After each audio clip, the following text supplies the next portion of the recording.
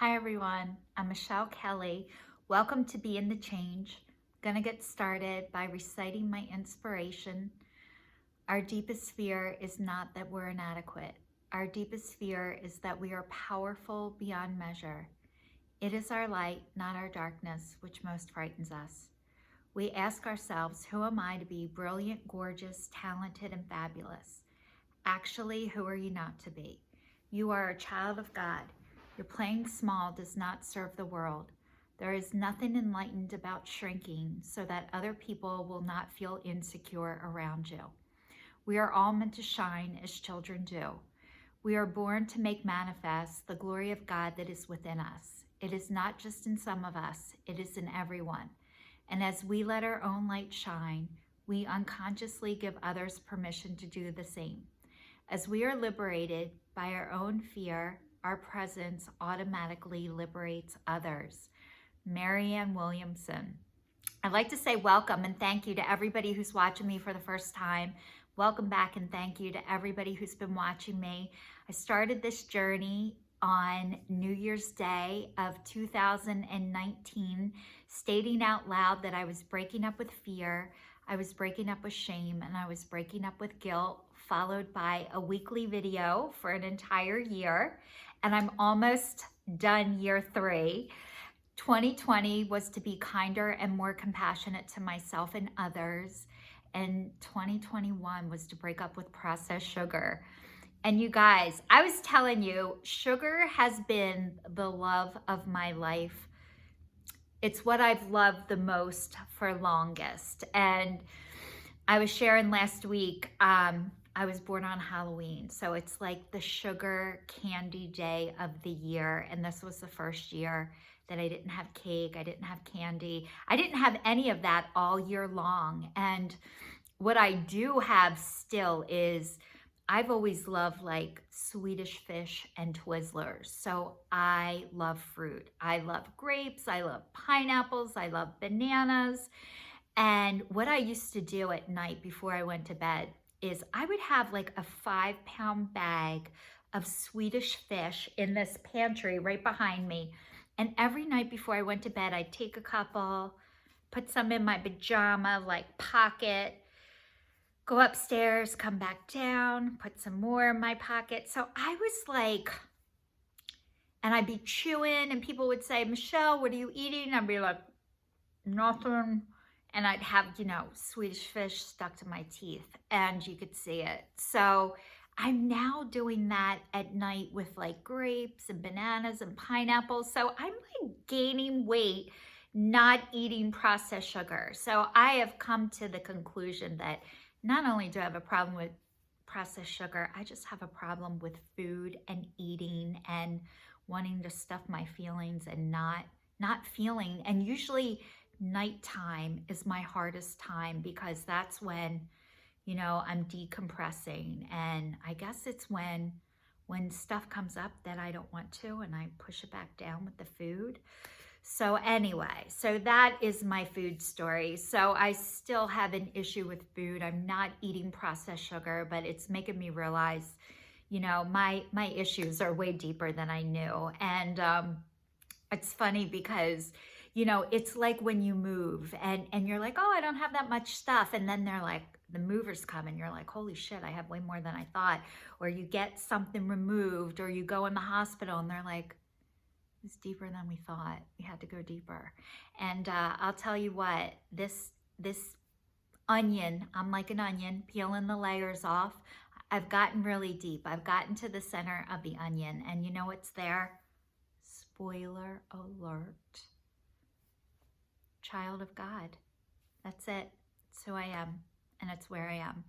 I was sharing last week about my teddy bear and how we went to Build-A-Bear for my birthday and I wanted this chubby bear. And what I realized is why I wanted a chubby bear is because I was a chubby kid. I was chubby and I was full of love. and I'm still full of love and I'm chubby on the inside still. I was overweight most of my adult life. Actually, after I had my son Angelo, for years, like I was like, oh, I just had a baby. And they're like, oh, how old old's your baby?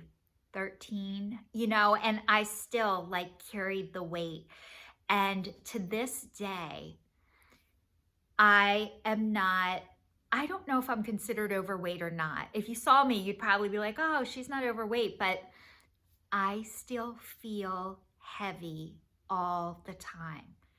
I feel like I should wear plus size clothing. I don't, but when I look for clothes, I still go to the larger section.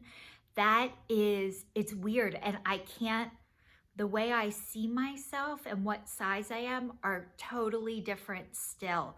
So I was overweight for so long that I still see myself as a heavy person. Just so you know, if anybody has that, I still have that. I remember going to Weight Watchers one time, and they were talking about, they started this program where you could eat, they had 0-point foods. And I said to the lady, I eat a lot of apples. And she's like, you're not here because of apples, lady. I was like, holy shit, but she was right. Anyway, that is my food story. And I was talking last week too about having, you know, how to speak to people, how to talk to people when you need to confront somebody. And trust me, I hate confrontation. I hate sticking up for myself. I hate asking for what I need. A lot of times I think you should know, and I shouldn't have to tell you. And if I do have to tell you, you're not going to be able to do it anyway. So why bother? So being able to confront somebody, to ask for what I need, to say what I mean what I say, and don't say it mean. And even I was talking about when you confront somebody, you always start off with a positive. And I also heard that you end it with a positive. Now, I can't promise you when you do this what your outcome is going to be. But what I can tell you is I feel a lot better when I stand up for myself and when I ask for what I want and what I need, and don't assume that other people know what that is. And I used to think you should know what I want and you should know what I need, and I shouldn't have to tell you, which people are not mind readers. So what I am learning is not only how to communicate, but how to communicate with love. And it's not an easy process. I've gotten here. I've learned how to return to sender with love. And I'll tell you what, my whole life, I grew up returning things. I return clothes. I return, you know, if I buy something, it's not right, I take it back. And how I started my return process, not with stuff, just stuff at the store, but how I used to return stuff to people who said things to me that weren't very nice, that were mean, what I projected was horrible, was I started with a screw you. And then I went from a screw you to a no thank you, screw you. And then I went from a no thank you, screw you, to a no thank you, to now to thank you. Thank you for being the way that you are, or where you are. I can see where every single person is in their life. I can't just see it, I can hear it.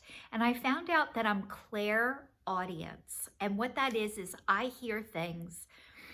I hear when people say things, what they're really saying, even when they don't say it. And I never realized I had this gift, but my last relationship I was in, I asked somebody if they would be willing to show up for their own life. And this person said no. And I heard, I'm not ready. And it's amazing that I can differentiate when somebody gives the answer no, because years ago I would have took that as a, you don't love me, I'm not worth it. If you really loved me, you would do this. And what I heard when I asked if you could show up for your own life, and they said no, I heard, I'm not ready. And that is the first time in my life I didn't take it personal. I just knew that the other person, when I was asking them to show up for their life, they couldn't. Not they didn't, they couldn't. And it took me a long time to be able to show up for my own life. And how that process started was I showed up for everybody else's life but my own. And now I've learned to show up for my own life first, and then I can help you with yours. So thank you so much to everybody who's watching, who's been on this journey with me. Please stay safe, stay tuned, and I'll see you next week.